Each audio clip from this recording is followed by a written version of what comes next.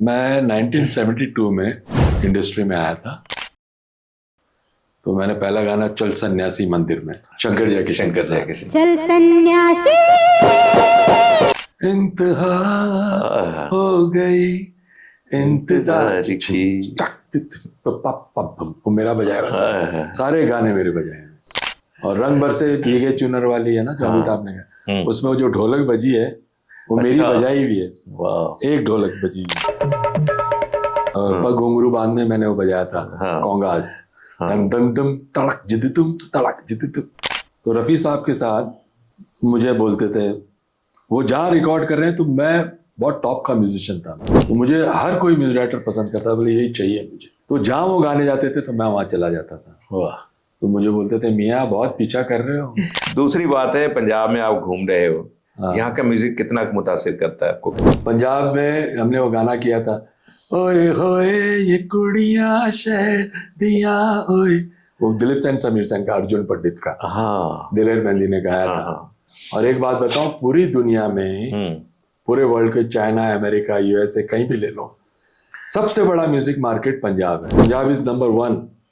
बॉम्बे तो बहुत दूर है। श्री दरबार साहब हम जाते हैं। अरे मैं बता रहा हूँ मेरे रोंगटे खड़े हो गए अंदर एंट्री करते ही। आप बिलीव नहीं करेंगे, जैसे पूरे स्टार्स।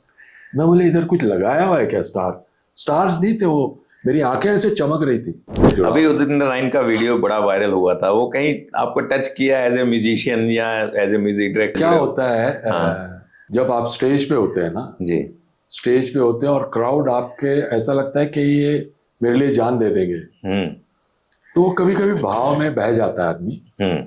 लेकिन कुछ लोगों को अच्छा नहीं लगता, जैसे लेडीज को अच्छा नहीं लगे क्या कर रहा है कि उसने भी माफी मांगी तो माफ कर देना चाहिए। आजकल आर्टिफिशियल इंटेलिजेंस, अब आपने देखा होगा कि कई गीत है, कई उसको ले रहे हैं, मतलब पुराने गीत निकाल के आर्टिफिशियली रफी साहब की आवाज देने की कोशिश करते हैं। मुझे रफी साहब को ऐसा लगता है कि क्या कर दिया है, या गला दबा दिया या पेट में मारा है या पता नहीं, कुछ तो इनके साथ गड़बड़ हुआ है तो ये ऐसा गा रहे हैं। दिलीप सेन समीर सेन जब गाने बनाते हैं तो किस तरह से आपका कोऑर्डिनेशन रहता है? तो जैसे अभी ओले ओले बन रहा है, हम लोग गाना बना रहे थे, बनाते बना नहीं तो गाड़ी से जा रहे थे, वैन थी मेरे पास, मारुति वैन एयर कंडीशन वाली। तो ऊपर से ये बड़े बड़े है ना, ये ओले पड़ते हैं ना, वो ठबा वाकई उसमें ऐसे दब गए थे ऐसे पत्थरे। बोले यार बॉम्बे में ऐसी पहली बार ऐसा हुआ है, इतने बड़े ओले पड़े हैं। तो दिलीप सेन ने बोला ये ओले ओले करते हैं, तो इसको पंच लाइन वाला ओले ओले ओले ओले ओले बारिश में जब भी जाए भीग के खाएं हम ओले ओले ओले, ऐसा था। फिर बाद में हमने लिखा जब भी कोई लड़की देखो मेरा दिल दीवाना ओले ओले, तो ये ऐसे हम लोग कंपोज करते हैं। नमस्कार, सत श्री अकाल। आज का ये नया episode ORS of record show Hindi में करने जा रहे हैं। ये लैंग्वेज के बैरियर्स क्यों टूट रहे हैं, उसका कारण ये है कि हमारे स्टूडियो में एक ऐसी शख्सियत पहुंची है जिसका ना सिर्फ देश के स्तर पर बल्कि अंतर्राष्ट्रीय स्तर पर म्यूजिक के क्षेत्र में बहुत बड़ा फेम है, बहुत बड़ा नाम है। वो हमारे स्टूडियो में पहुंचे हैं। जैसे कि मैं ORS के बारे में हमेशा बताता हूं, अब हिंदी वाली ऑडियंस भी जुड़ेगी हमारे साथ, तो एक बार फिर से बता देता हूं ORS क्या है। ऑफ रिकॉर्ड शो इसका नाम है, लेकिन ORS एक जिंदगी है। थोड़ा सा नमक मिलाएं, थोड़ा सा पानी मिलाएं और थोड़ी सी चीनी मिलाएं तो बन गया ORS, एक जिंदगी देने वाली चीज है। तो हमारा शो भी कुछ ऐसा ही है, उसमें कुछ नमकीन होता है, कुछ मीठा होता है और थोड़ा सा उसको तरल बनाने के लिए थोड़ा सा जल डाला जाता है।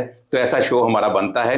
पंजाब के लोग इसे बहुत पसंद कर रहे हैं, शेयर भी करते हैं, लाइक भी करते हैं। और अब मैं सबसे गुजारिश करूंगा कि हमारे शो को जरूर पूरा सुनिएगा, पसंद कीजिएगा, आपको अच्छा लगेगा और इसको लाइक कीजिएगा, शेयर भी कीजिएगा। अपनी आज की शख्सियत से मैं आपको इंट्रोड्यूस करा दूं, दिलीप सेन समीर सेन, बहुत बड़ा म्यूजिक इंडस्ट्री में नाम है। तो उनके दिलीप सेन जी के भतीजे समीर सेन आज हमारे साथ हैं, जिन्होंने बॉलीवुड को बेशुमार संगीत की दुनिया में बहुत ही मतलब जबरदस्त म्यूजिक दिया है, गाने दिए हैं, संगीत दिया है, तो आज वो हमारे साथ हैं। बहुत बहुत शुक्रिया, बहुत बहुत धन्यवाद, आज हमारे यहाँ आप पहुंचे हो। किन लफ्जों से आपका धन्यवाद करूं ये समझ नहीं आ रही, लेकिन शुरुआत आपके शब्दों से आप क्या कहना चाहेंगे? Thank you so much Rajesh ji. पहले तो मैं सुनने वालों को नमस्कार, आदाब, सत श्री अकाल। मैं समीर सेन ऑफ दिलीप सेन समीर सेन। आपको बहुत सारा प्यार और मुझे भी आपकी तरफ से बहुत सारा प्यार चाहिए। और जो भी हमने काम किया है आज तक, आपने इतना लाइक किया है, तो मैं शुक्रगुजार हूँ राजेश जी का, जो ORS शो में लेके आए। और राजेश जी आगे आप बढ़ाइए। जी बिल्कुल। समीर सर, आज का जो शो है ये बहुत ही संगीतमय होने वाला है। जाहिर तौर पर आप यहाँ पर बैठे हो, मौजूद हो यहाँ पर। सबसे पहले मैं आपको अपने दर्शकों को आपके जो काम है अब तक का, उसकी छोटी छोटी झलकियां दिखाना चाहूंगा, उसके बाद हम बात को कंटिन्यू करेंगे। ओके, तो देखते हैं वो झलकियां। चल सन्यासी। तो सर, आपका ये काम जो है, लोग अब देखेंगे, आंखें खुली की खुली रह जाएंगी कि हम किस शख्सियत से बात कर रहे हैं, थैंक यू जी। किनको सुन रहे हैं, है ना। तो पहले तो ये बताइए कि आप, जो मुझे पता चला है, जो मैंने थोड़ा बहुत आपके बारे में स्टडी किया है, उसमें आपकी अब 5वीं पीढ़ी जो है वो काम कर रही है संगीत जगत में। ये बहुत बड़ी बात है। बस मतलब एक तरफ हम देखते हैं राज कपूर का घराना है, जो जिनको हम एक्टिंग में देखते हैं, उनकी पीढ़ी दर पीढ़ी चलता आ रहा है, और एक तरफ संगीत के जगत में हम आपको देखते हैं। तो सिर्फ हम ही हैं, सिर्फ हम ही हैं जी संगीत में। तो इसके बारे में कुछ बताइए। देखिए, ये कुछ लास्ट 70-80 साल से पहले मेरे दादाजी जमाल सेन जी, वो आए थे इंडस्ट्री में, जिनकी पहली फिल्म थी शौखियाँ, केदार शर्मा की जी, जिसमें प्रेमनाथ और हीरो थे, और एक हीरोइन, नाम याद नहीं जी। फिर दायरा आई थी मीना कुमारी, नासिर खां की, कमाल अमरोई की जी। फिर भगवान दादा की वो एक बहुत म्यूजिकल फिल्म आई थी धर्म पत्नी। ऐसे बहुत सारी फिल्में की उन्होंने जी। जमाल सेन साहब ने। दायरा का गाना बहुत चला था, देवता तुम हो मेरा सहारा, देवता तुम हो मेरा सहारा, मैंने थामा है दामन तुम्हारा।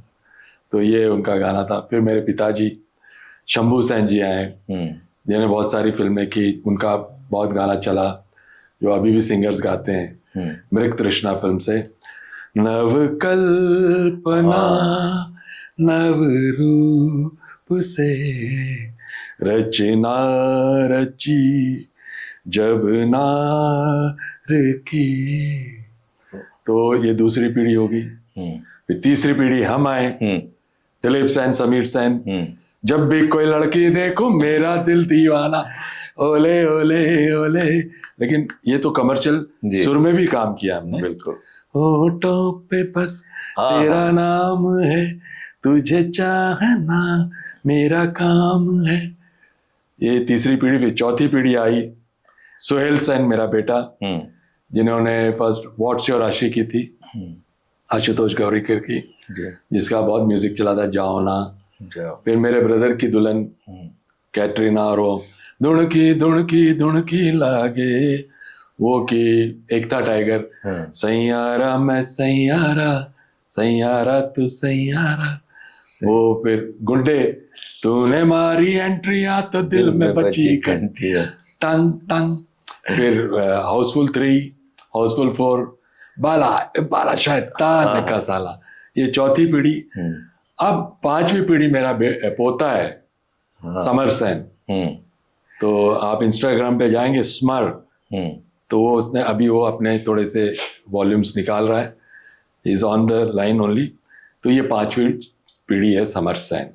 तो सारी पीढ़ियाँ, वी आर द ओनली, हम सिर्फ म्यूजिक डायरेक्टर हैं जो 5 पीढ़ियों से फिल्म म्यूजिक में काम कर रहे हैं। बहुत बड़ी बात है। और Thank you चलो जी, thank हम you। यही प्रार्थना करेंगे कि आपका ये सिलसिला ऐसे ही पीढ़ी दर पीढ़ी चलता हाँ, रहे। छठी भी आए, सातवीं भी आए। हाँ हाँ बिल्कुल, ये ऐसे यूं ही चलता रहे जब तक हाँ। दुनिया है। देखो संगीत से दुनिया है और संगीत कभी खत्म नहीं होता। और हमें इसके सिवा कुछ आता ही नहीं। नहीं, चलो बहुत अच्छी बात है सर। अब बात को आगे बढ़ाते हैं। तो जी। जो जिस तरह का आप संगीत देते थे और जिस तरह का संगीत इस समय चल रहा है, हाँ। आपको क्या चीज लगती है कि आज का संगीत जो है थोड़ा कंफ्यूजिंग है, या आपके टाइम का संगीत था जब तक चलता रहा, मतलब स्टेट हार्ट को टच करता है यहाँ पर, है ना? नहीं, क्या राजेश जी, जी। म्यूजिक 1940 से लेके 2024 तक जब भी म्यूजिक आया, अच्छा म्यूजिक आया, वो चला ही है। जी। चाहे कोई भी म्यूजिक हो। तो 40s में म्यूजिक डायरेक्टर 2-3 थे, 50s-60s में 8-10 आ गए, जी। 80s-90s में 30-40 आ गए, 2000 में 100 हो गए, 24 तक 150-200 म्यूजिक डायरेक्टर हो गए। तो काम बहुत बढ़ गया जी। तो जब हम आए थे म्यूजिक इंडस्ट्री में, तो हमारे पुराने वाले बोलते थे क्या काम कर रहे हैं इन लोग, ओके। लेकिन हमारा म्यूजिक चला। हाँ। और जब लक्ष्मीकांत प्यारेलाल आए थे, हाँ। तो शंकर जयकिशन बोलते थे इनको आता ही नहीं है कुछ। ओके। और जब शंकर जयकिशन आए थे, तो हुसन लाल भगत राम, खेमचंद प्रकाश जी बोले क्या छोकरे क्या काम कर रहे हैं, जो सुपर हिट म्यूजिक दिया राज कपूर का, सबका। हाँ। तो ये दौर तो शुरू से चला ही है। अब हम लोग जिस दौर में है, तो हम हमेशा आज के म्यूजिक को ये बोलते हैं क्या म्यूजिक दे रहे हैं, वो जो 90s में था वो बेस्ट म्यूजिक। Best music. तो बेस्ट म्यूजिक तो हमेशा चलेगा, चाहे वो 40 से लेके 24 तक। तो पहले म्यूजिक बहुत कम था, अभी म्यूजिक इतना बनने लग गया है ना आज की डेट में, कि हर दिन एक 50 एल्बम रिलीज होते हैं, हर दिन 50 गाने रिलीज होते हैं जो डाउनलोड होते हैं। तो ये टेक्नोलॉजी की वजह से है। टेक्नोलॉजी आज ऐसी आ चुकी है। हाँ, जैसे यूट्यूब है, ये इंस्टा है, स्पॉटिफाई है, इनको चाहिए प्रोडक्ट ज्यादा, और आबादी भी बहुत बढ़ गई है। 40s में 10-20 करोड़ थे, फिर 50 हुए, 60 हुए, 80 हुए, 100 हुए, आज 145 करोड़ आबादी है। वैसे भी आजकल जो जिस तरह से पहले कहते थे कि कंप्यूटर का युग है, हाँ। और कंप्यूटर पे फटाफट गाने बनते हैं, धुन पहले बन जाती है, वो सारे इस तरह से गाने बनते हैं, और कोई कहीं गा रहा है, कोई कहीं गा रहा है। पहले स्टूडियो में मिलकर गाते थे, ये है। और सारे म्यूजिशियन बैठते थे और एक अलग चीज निकल के सामने आती। ये आप बोल रहे हैं जो सही है आपका जी, कि पहले जो हम लोग सब साथ में बैठ के म्यूजिक बनाते थे और रिकॉर्ड करते थे, 100 म्यूजिशियन है तो 100 म्यूजिशियन एक साथ में रिकॉर्डिंग कर रहे हैं हम लोग जी। तो अब हो गया ट्रैक वाइज काम होता है। जी। ट्रैक वाइज काम हो गया। तो पहले हम लोग सिंगर लता जी, आशा जी हैं, और म्यूजिशियन इधर परकशन बैठा हुआ, उधर सारे रिदम, परकशन रिदम, फिर ऑर्केस्ट्रा सब बैठे हुए, एक साथ में रिकॉर्ड होता था। तो एक जान रहता था वो पूरा गाना।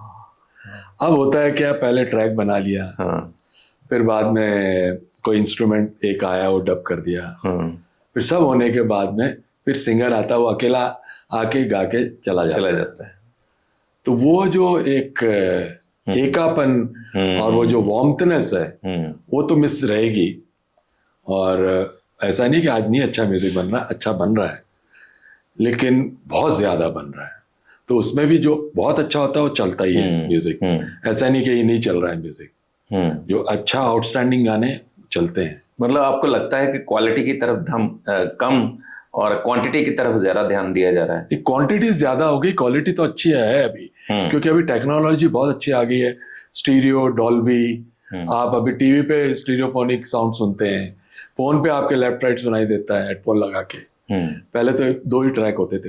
टेक्निकली बहुत साउंड हो गए हम लोग, टेक्निकली अभी बहुत ज्यादा अच्छा हो गया, लेकिन क्वांटिटी ज्यादा होने से कंपटीशन ज्यादा हो गया जी।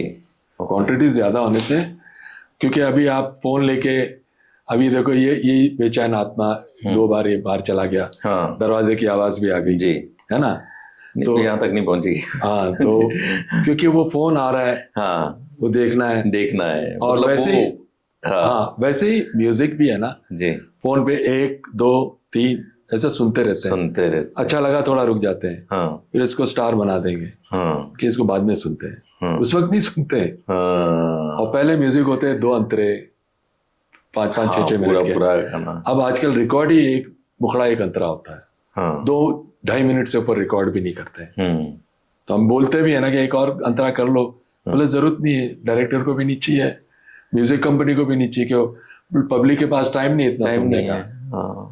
तो वो जो लिसनिंग बहुत फास्ट हो गई है, तो उसमें म्यूजिक ठहरता नहीं है, लेकिन जो बहुत अच्छा है 100 गानों में से एक गाना तो ठहरता है, फिर वो चलता ही रहता है, चाहे वो प्राइवेट का हो चाहे वो फिल्म का हो। कभी प्राइवेट का ऐसा गाना है जो बेचारा ऐसे रस्ते रस्ते वो गाना पूरा हंगामा कर दिया था उसने, अभी कुछ 2-4 महीने रस्ते यस, है ना जी। तो जो बेस्ट कुछ यूनिक होगा, अलग होगा, वो हमेशा चलेगा, वो क्लिक करेगा, जरूर करेगा जी। हाँ ये है जो वार्मथनेस थी पहले, जो लोग मिलते थे, हम लोग जैसे म्यूजिक बनाते थे तो एक म्यूजिक सिटिंग में सारे writer, music director, actor, cameraman, dance director भी बैठता था कि इसको बीट को ऐसे कर लो, मैं ऐसा उधर वहां पे करूंगी, सरोज बोलती थी, या जो भी कोरियोग्राफर जी, गणेश आचार्य, इसको मैं ऐसा ऐसे गोविंदा से ऐसा ऐसे कुछ कराऊंगा जी। तो वो म्यूजिक रूम पे बनता था। अब सीधा ये है कि डायरेक्टर को सीधा व्हाट्सएप पे ही गाना चला जाता है, वो सुनता है, बोले नहीं यार दूसरा भेजो, प्रोड्यूसर वैसे परेशान होता है, उसको भेजो, बोले नहीं ये मजा नहीं आया दूसरा भेजो।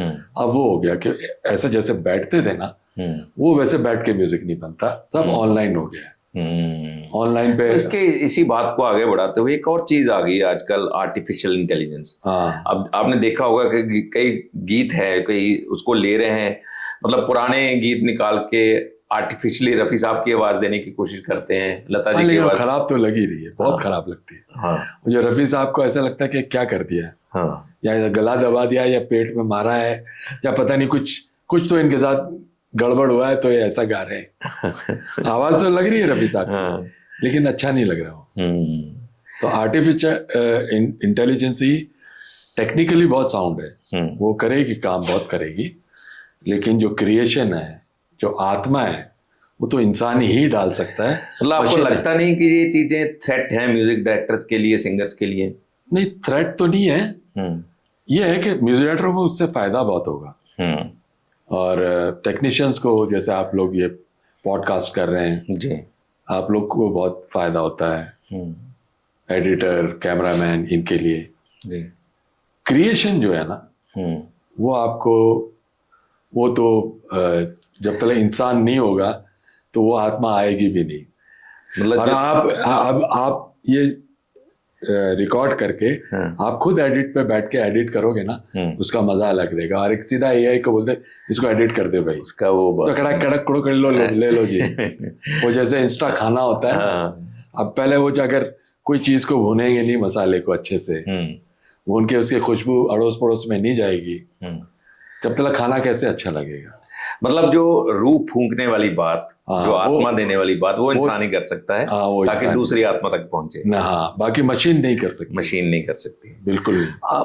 आपने बहुत सारे सिंगर्स के साथ काम किया है, तो कौन सा ऐसा सिंगर है, बड़े से बड़े, छोटे से छोटे सिंगर, छोटा शायद मैं, खैर मैं किसी को मानता नहीं, सभी जो ठीक है, बट आपको किसके साथ ज्यादा मजा आता था कि नहीं यार जी इसकी आज रिकॉर्डिंग है, आपको भी खुशी होती है कि जो हम देंगे वो उसको मतलब इम्प्लीमेंट सही तरीके से कर पाएगा या इम्प्रूव भी करेगी। ये वो तो एक ही थी लता जी, लता मंगेशकर, तो उनको गाना देते ही जो गाना गाते थे जी, उससे 10 गुना ज्यादा सुनने में अच्छा लगता था। और अब के सिंगर को गवा दो तो प्रोड्यूसर डायरेक्टर बोलते हैं तू अच्छा गा रहा था यार, तेरी आवाज अच्छी लग रही थी, इसको निकाल दे, वही रख देते हैं।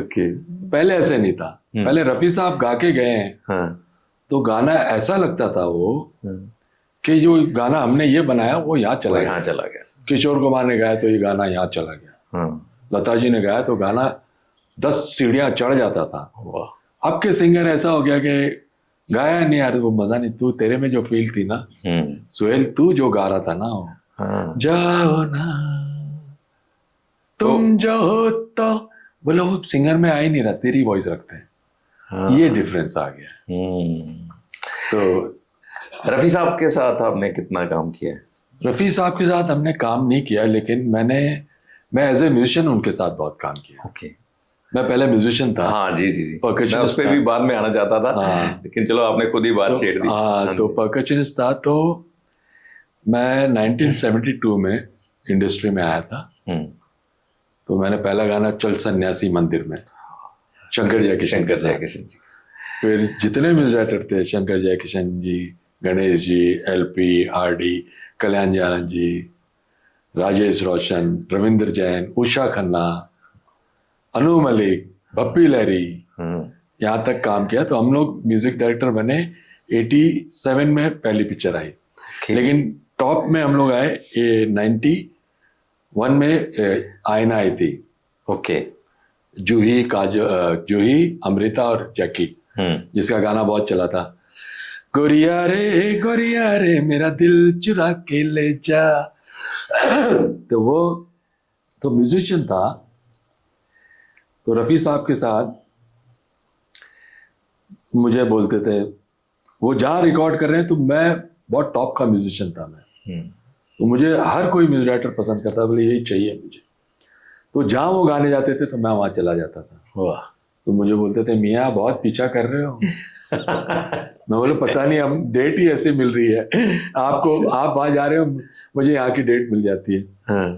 तो उनके साले साहब थे जहीर मियाँ, यहाँ आइए, समीर जी का पासपोर्ट लीजिए, नेक्स्ट टूर पे मेरे साथ जाएंगे।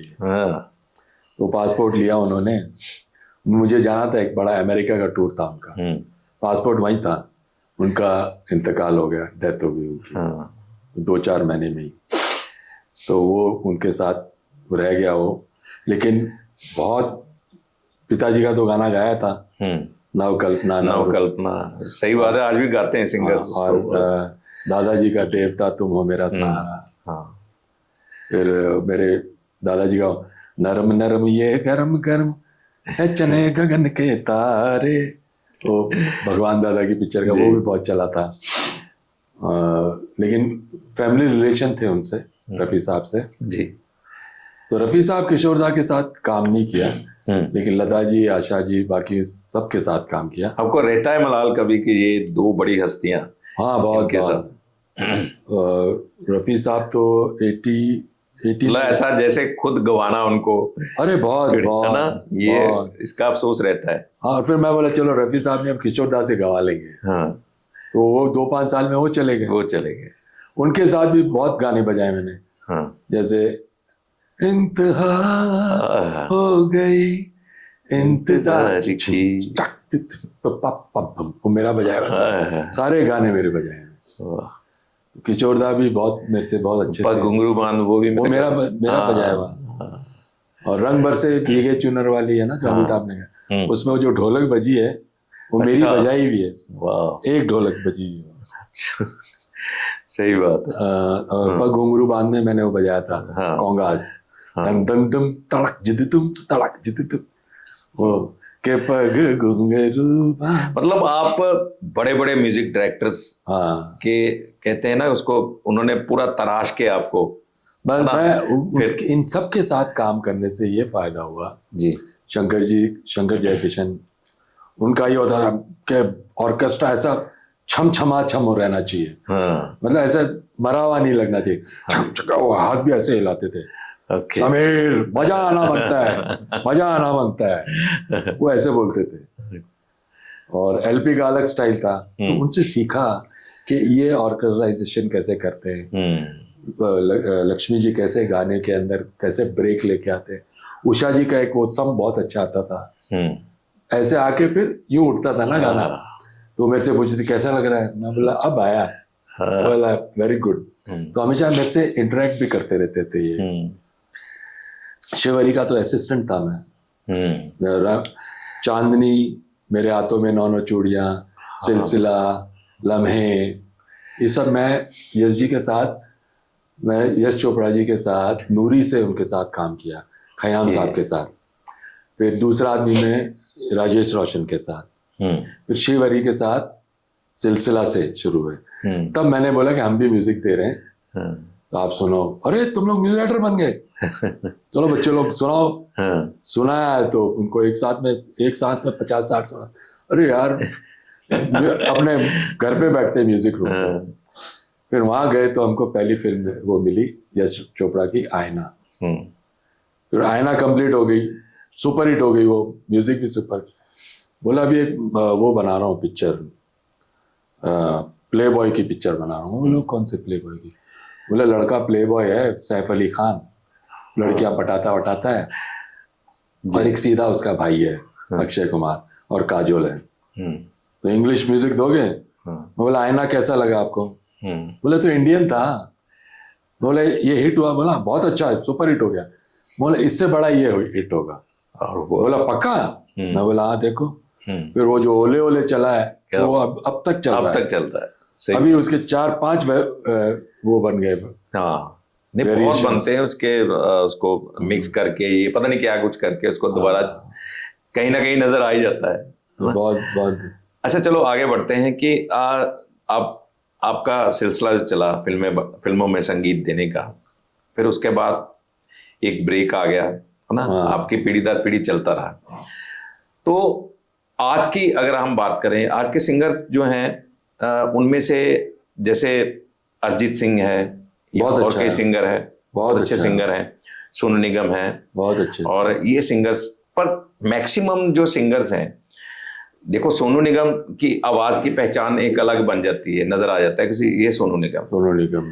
ये मेरे मन में बात है जो मैं आपसे पूछना चाहता हूँ, है ना, कि वो पता नहीं चलता कि ये सिंगर कौन गा रहा है कौन नहीं गा रहा, है ना। फिर हम उसको, अब इसके लोगों के पास इतना टाइम नहीं है वो उसको फाइंड आउट करें, है ना, नेट में देखें कि ये कौन सिंगर गा रहा है कौन नहीं गा रहा, है ना।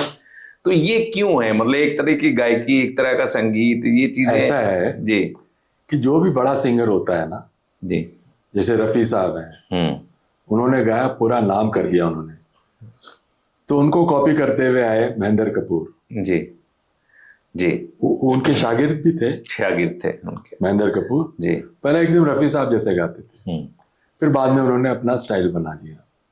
शब्बीर कुमार, मोहम्मद अजीज, अनवर, ये सब कॉपीज तो आती हैं हर सक्सेसफुल सिंगर की।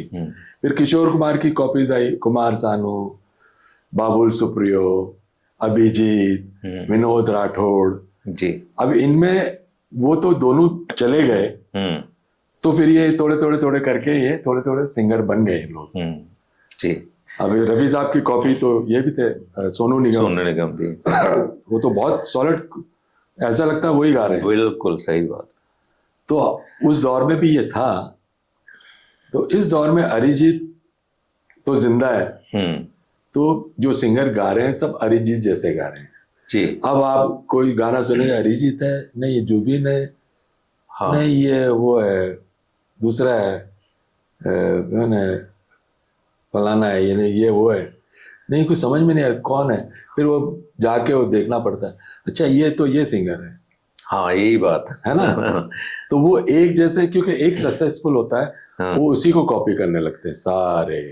हाँ, तो लेकिन वो तो सक्सेसफुल जिंदा है बेचारा। तो वो तो अभी तो यंग मैन, तो वो अच्छा उसकी जगह पे तो कोई पहुंच नहीं सकता। हाँ, वो लकीली ये दोनों की डेथ हो गई थी, रफी साहब किशोरदा की। हाँ, तो ये इन्हों को सबको प्लेटफॉर्म मिल गया। तो जैसे मनमोहन देसाई, रफी साहब के अपनी फिल्म में हमेशा रफी साहब की फोटो रहती, this film dedicate to Mohammad Rafi, Manmohan Desai की है जी। अब वो तो किशोरदा को गंवाना ही नहीं चाहते, मेरे को रफी जैसी आवाज चाहिए, तो उन्होंने शब्बीर को लेके आए। फिर बोला नहीं यार, शब्बीर अभी शो में जाता है, बहुत बिजी है, मेरे को मोहम्मद रफी चाहिए। ये आ गया, मोहम्मद अजीज आ गया, मर्द टांगे वाला। हाँ। तो ये उनके जाने के बाद इनको सबके प्लेटफॉर्म मिल गए। लेकिन अभी अरिजीत अच्छा गा रहा है, और अभी सबसे बेस्ट सिंगर इंडस्ट्री में। Himself he is very is complete singer. हाँ, उसको क्लासिकल गवा लो, उसको गजल गवा लो, उसको कुछ भी गवा लो, ऑलराउंडर है और बहुत जमीन से जुड़ा हुआ आदमी है। वो कोई हैंकी पैंकी भी नहीं है। हाँ, ये बहुत बड़ी खासियत है। ये अच्छा आर्टिस्ट में अरिजीत होना सिंह ही की ये चाहिए। बहुत बड़ी खासियत है। और जो जितना डाउन टू अर्थ है वो हाँ, ना, और कितनी सिंप्लिसिटी है उसमें। अब कोई सिंगर बोलने लग जाए वो आर्टिस्ट तो मेरे से सिंगिंग की वजह से चल रहा, तो बहुत छोटी बात होगी। बहुत छोटी बात है। तो ऐसी करनी भी नहीं चाहिए। और बहुत बाकी सब अच्छे गाते हैं, लेकिन अरिजीत, सोनू निगम ये लॉट में अच्छे हैं, बेस्ट लोग हैं। और भी जो कुछ अपने अपने स्टाइल के हैं, जैसे अल्तमश फरीदी है, शादाब फरीदी है, ये अपना इनका जोन ही अलग है। इनका जोन अलग है। लेकिन रोमांटिक में अरिजीत बेस्ट है और ये सोनू अच्छा है।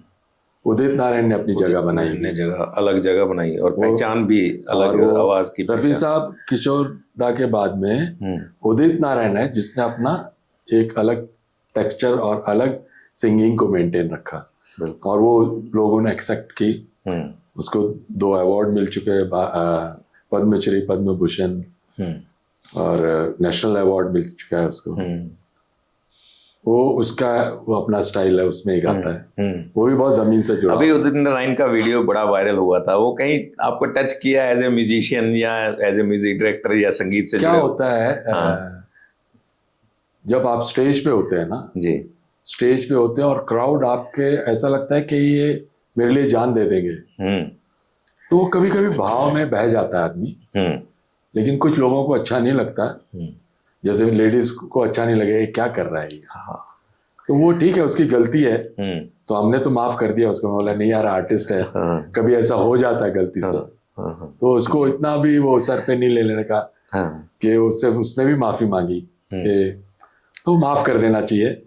जो हम लोग माफ करने, ये अब उस पर केस चलाना तो कोई मतलब नहीं है। सही, एक मिस्टेकली हो गया है, और लेकिन नहीं अच्छा हुआ वो जो भी हुआ। लेकिन वो आदमी बहुत अच्छा है, वैसा है नहीं। मैंने कभी बाकी से वो तो मेरे दोस्त हैं बहुत अच्छे, सबको देखा हुआ क्या क्या करते हैं, लेकिन इसको कभी कोई लड़की या कोई इसका फ्लर्टिंग कुछ नहीं देखा। फीमेल सिंगर्स की अगर हम बात कर लें आज के जो कि श्रेया घोषाल हैं और भी सिंगर्स हैं, तो क्या आपको लगता है कौन बेस्ट है जो इस समय सिंगर्स है, जो जैसे हम एक लेगेसी आशा जी, लता जी छोड़ के गए हैं, आपको लगता है कहीं मैच कर पाते हैं ये सिंगर आज के? ये देखो, उनको मैच करना तो बहुत मुश्किल है। आशा जी ने ऐसे ऐसे गाने गाए कि सोच भी नहीं सकता अभी, और लता जी तो वो थी फिनोमेनल। लेकिन आज के दौर में सुनिधि चौहान है ना, वो जैसे बोलते हैं ना भूत, मतलब कमाल की सिंगर है वो। उसको कुछ भी दे दो, कैसा भी गाना दे दो, वो ऐसा गाती है। स्टेज परफॉर्मेंस क्या करती है, बहुत जबरदस्त। तो मैं उसको नंबर 1 पे मानता हूँ। She is the best. Shreya Ghoshal है, बाकी लड़कियां भी अच्छी हैं, सब ठीक है। मोनाली ठाकुर बहुत अच्छी है। हाँ, वो मेरे बेटे का गाना था, सिक्के वाला गाना, महाराज का, चल तेरे मेरे इस सिक्के को डंडन उछाले, वो उसको भी नेशनल अवार्ड मिला हुआ है, फिल्म फेयर मिला हुआ है। मोनाली वो दिल से गाती है बहुत।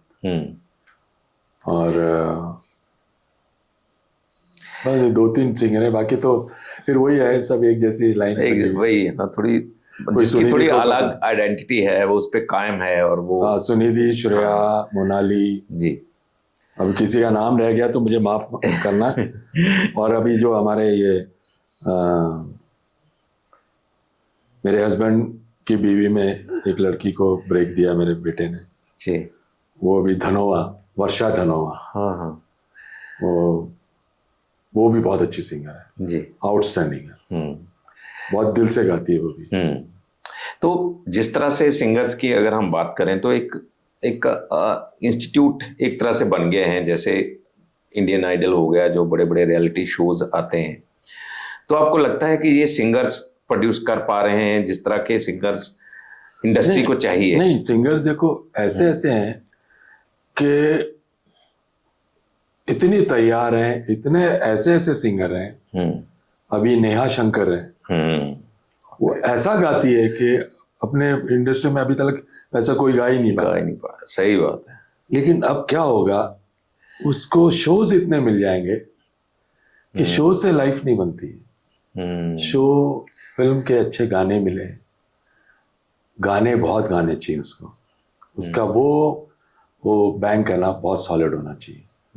तो जितने रियलिटी शो से आते हैं बच्चे, जो भी है, सलमान अली है, बहुत अच्छा गाता है। रियलिटी शो से जो भी आता है वो कंपनियों से साइन है, सोनी, जी से, इनसे, वो उनको शोज करवाते रहते हैं महीने में 8-8, 10-10 शो। तो उसमें उनकी सिंगिंग निखरती नहीं है, क्योंकि आज 10 म्यूजिक डायरेक्टरों के गाने गाएंगे आप, अलग अलग स्टाइल के, तो आपकी वो तैयारी ज्यादा चाहिए। सही बात है। और स्टेज पे तो जो आप गा रहे हैं वही गाना है ना आपको, और जो पुराने गाने कॉपी करके ही गाना है ना। तो आपको अपने कैटलॉग सबसे ज्यादा बनाने चाहिए। नहीं, ये जैसे मैं आपके पास बैठा हूँ, बैठ के आपसे बातचीत कर रहा हूँ, ऐसे अगर कोई सिंगर आपसे बातचीत करेगा तो पता नहीं क्या कुछ सीख के चला जाएगा, आपके पास बैठेगा। अरे बैठे, कुछ हम एक चीज बताएंगे, तो वो मेरे से कुछ अच्छी चीजें सीखेगी, दूसरे के पास जाके और कुछ सीखेगी। तो वो आपको फिल्म के कैटलॉग्स जो है, आपके एल्बम्स बहुत आने चाहिए, बनिस्बत के आप महीने में 20 शो कर रहे हो। आप पैसा कमा लेंगे, आप गाड़ियां ले लेंगे बड़ी बड़ी, लेकिन फिर वो, जैसे हमारे बहुत अच्छा सिंगर है, दोस्त है मेरा और बहुत शोज करता है, वो राहुल वैद्य, इतने शो करता है वो कि उसकी लिस्ट आती है 1 तारीख को, 2 तारीख को, जैसे 30 शो करता है। कि वो भी सोनू निगम को फॉलो करता है, वो फॉलो करता है। लेकिन उसके कैटलॉग्स नहीं है। अब वही कैटलॉग्स होते हैं तो वो अपने गाने गाता है। अभी वही शादियों में वही गाना गाता है, अम्मा देख आ देख, तू तक। अब ये थोड़ी सिंगर, अच्छे सिंगर ये नहीं करेंगे। उदित नारायण जाके नहीं गाता ये। और ये सब तो अब ये जितने रियलिटी शो के बेचारे सिंगर्स हैं, क्योंकि वो पुराने ही गाने गा गा के वहां पे जीतते हैं। कोई अपना गाना गा के तो कोई शील्ड लेके नहीं आता है। रफी साहब के, किशोर दा के, लता के, इनके ही गाने गाते हैं ना रियलिटी शो। बिल्कुल यही है। वो गाने गा के वो नीचे उतरते हैं और सीधा उनको स्टेज पे ले जाते हैं, और स्टेज पे वही गाने गाते हैं। तो उनके पास उनका कोई खुद का हुनर, खुद की वॉइस नहीं है। तो वो बहुत इंपॉर्टेंट है। इसलिए बच्चों, जितने आप लोग को इच्छाएं है ना कि मैं रियलिटी शो में जाऊं, मैं भी रियलिटी शो में जाऊंगा या जाऊंगी, पहले अच्छा सीखो, अच्छा गाओ।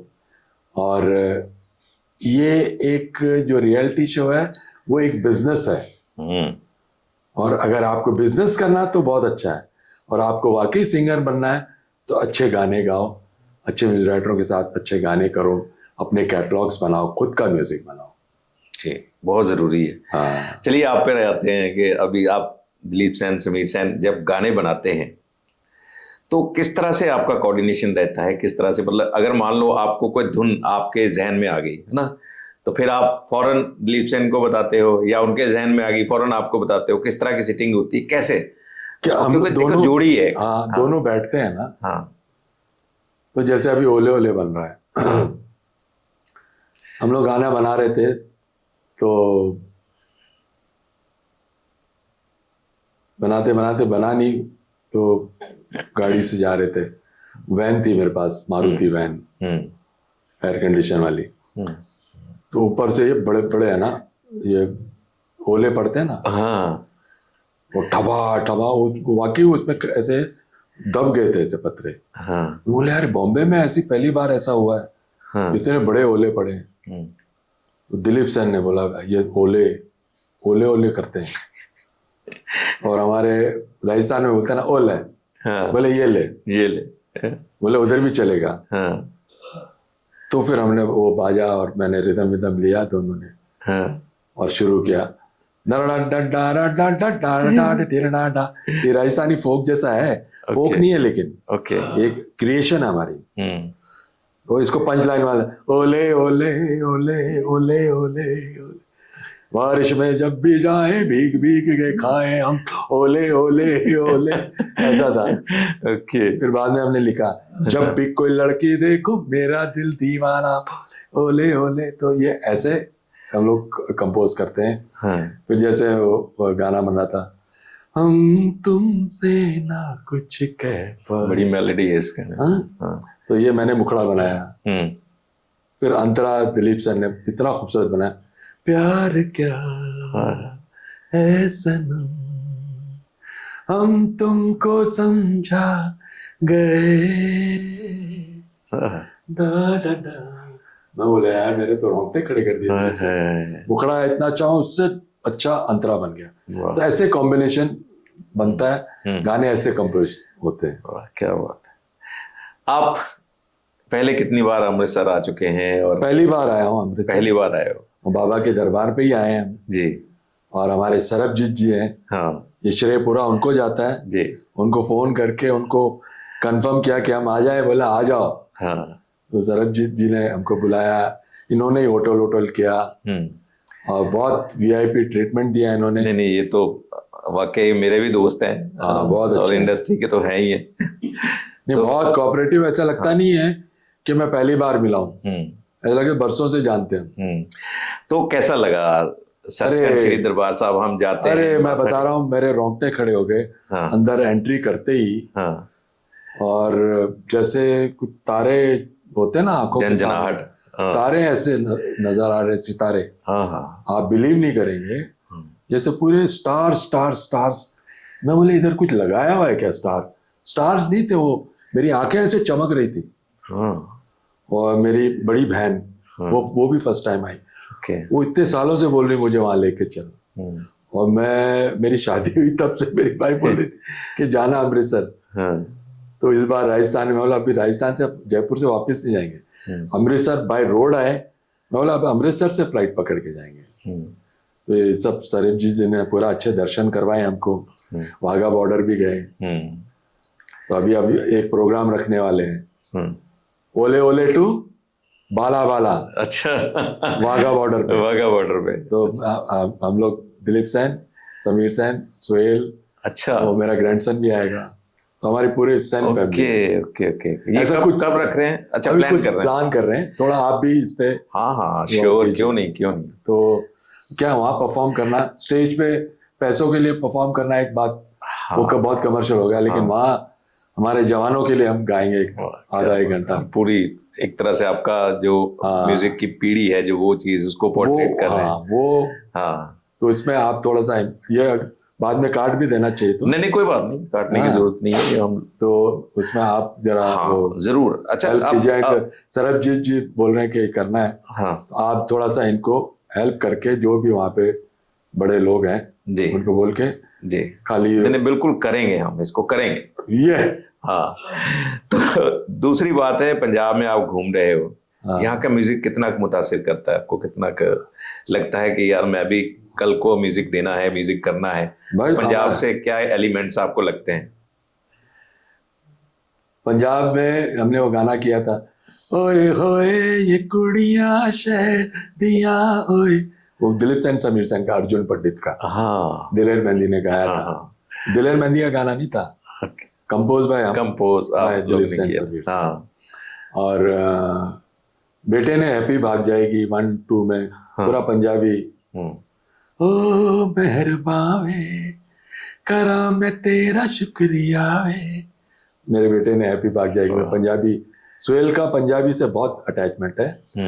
और एक बात बताऊं, पूरी दुनिया में, पूरे वर्ल्ड के, चाइना, अमेरिका, यूएसए, कहीं भी ले लो, सबसे बड़ा म्यूजिक मार्केट पंजाब है। ये आपको पता है ना? सही बात। पता है कि नहीं? बिल्कुल जी, बिल्कुल। सबसे बड़ा मार्केट है।